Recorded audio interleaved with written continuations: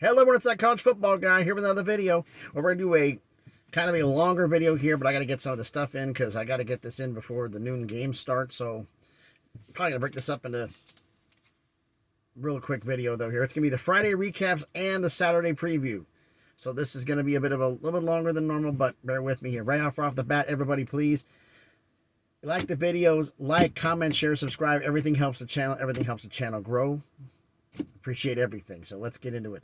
All right, first off, the two games from yesterday. We got Navy at SMU. It was one of the first games that kicked off yesterday. SMU was a 12.5-point favorite, but they only won 40-34, which is a little unusual. So let's take a look at the box score. I mean, SMU scored 20 unanswered points in the third quarter to pull ahead to win this thing. So that's kind of interesting. With the Navy score, Navy's offense is, and the Navy runs a triple option. This was Ty Labatai, the quarterback / running back of Navy. He was the offense for the most part. I mean, you hear this. Not is passing wise, 9 of 21, 138 yards, 2 touchdowns, 1 INT, 58.6 QBR. He also had 25 carries for 120 yards and 2 touchdowns. Team rushing, 77 carries, 372 yards, and 3 touchdowns. He's got 2 of the 3 rushing touchdowns. But defensively, no sacks, no picks, no fumble recoveries. They didn't do anything. SMU, well, this is Tanner Mordecai. Tanner Mordecai was SMU. As much as Ty Labatai had a part on this, Tanner Mordecai was doing the same, and you'll hear this in a minute. Tanner Mordecai, 20 of 27, 336 yards, 3 touchdowns, no INTs, and 81.1 QBR. That's a pretty decent game. Team rushing, 21 carries for 105 yards and 2 touchdowns. Tanner Mordecai had 6 carries, 74 yards and a touchdown, which means you take Tanner 6, 74, and 1 out. That means the rest of SMU went 15 carries, 31 yards, 1 touchdown.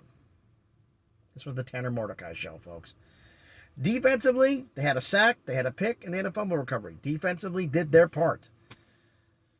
But, I mean, this is a case of a quarterback against a quarterback, and Tanner just had better passing skills, and the defense showed up. That's basically the difference of this game. It was defense came in. Now we're getting into a game here that I didn't watch this because I was stuck down. Okay, first off, where was I yesterday?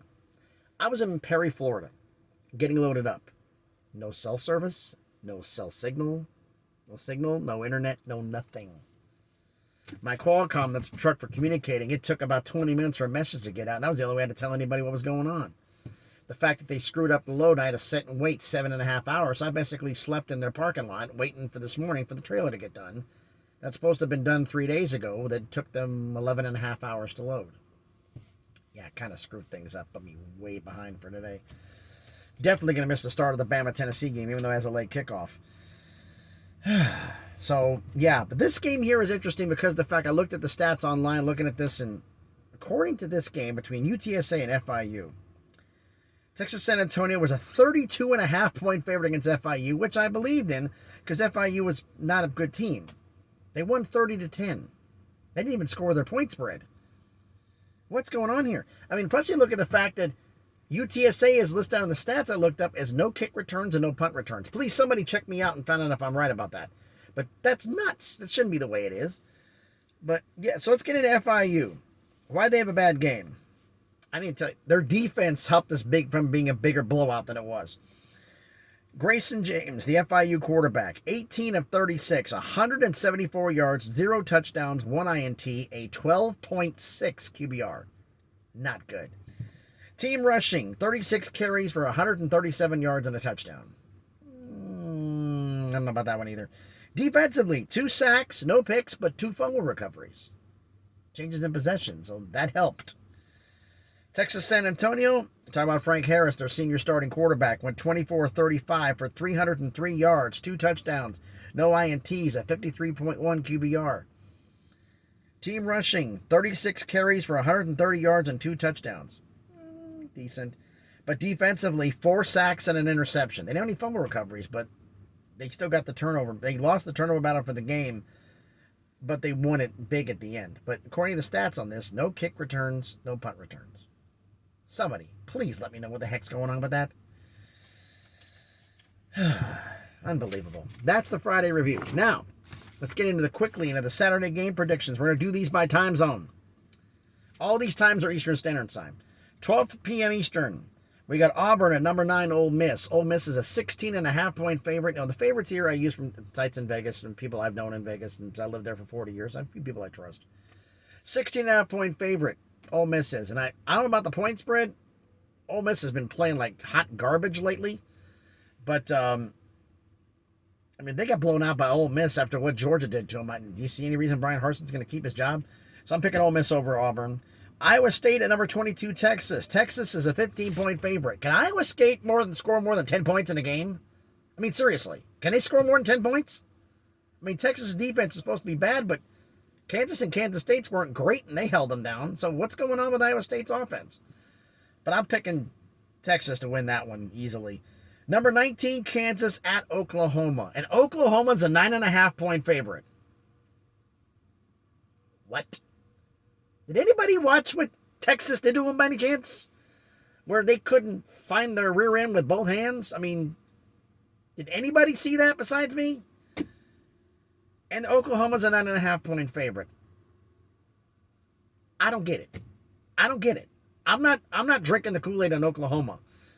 After that, it's going to take a lot to do to get that one. You want to win this game, prove something to me? Okay, you can prove you've got some credibility. But right now, no, I'm taking Kansas.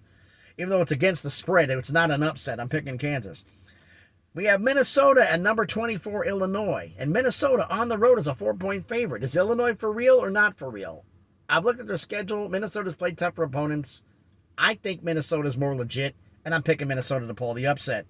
Number 10, Penn State at number 5, Michigan. Michigan's a 7-point favorite at home. It's going to be a close nip and tuck game. But Michigan has looked more like a team than pretty much anybody else in the top 5, and that includes Georgia.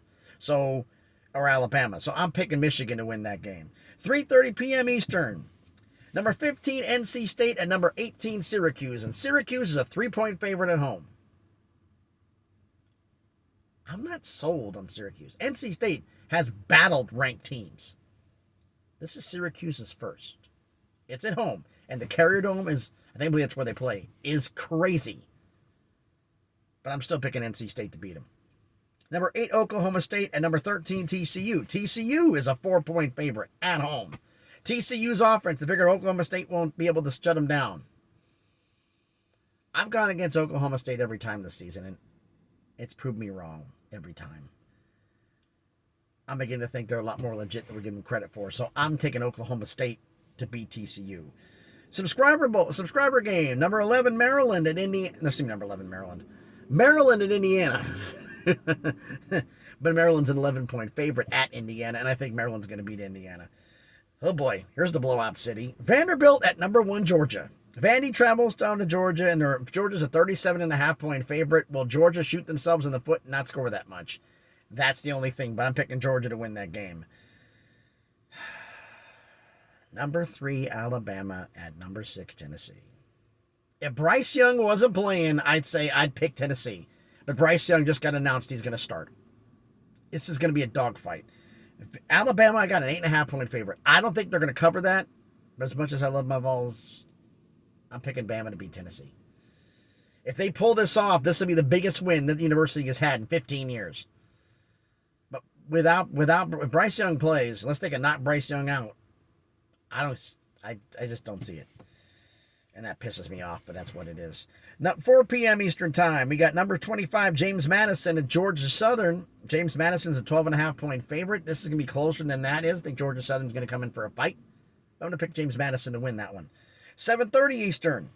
We got number 16, Mississippi State at number 22, Kentucky. And Mississippi State's a 3-point favorite. Not a surprise. Ole Miss kind of exposed Kentucky, and Mississippi State starting to look like a juggernaut. So I'm going to also pick Mississippi State to win this one. Number 4, Clemson at Florida State. Clemson's a 4.5-point favorite.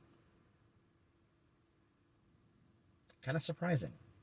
But that tells me that they're more worried about Florida State. Is this the game that Clemson loses? I'm going to go with Clemson, but put that one on upset alert, folks. I think that might be one. 8 p.m. Eastern, we got number 7, USC at number 20, Utah. At the beginning of the year, I picked Utah to win this game, but Utah is a shell of what I thought they were going to be. And SC should win this game. I'm disappointed in Utah for what they could have been. I didn't put the point spread down because it pissed me off when I saw it. 9 p.m. Eastern, another subscriber game. Actually, ending this with 3 subscriber games, really. Washington State at Oregon State. Oregon State a 3-point favorite at home, which basically means this is a pick 'em. Washington State can play, so can Oregon State. All right, Oregon State, I'm going to back you on this one. But this one's going to be a close game. It might be less than 3. It's a possibility. I'm going to pick Oregon State to win. 10:30 p.m. Eastern. Air Force at UNLV. And Air Force is a 10-point favorite.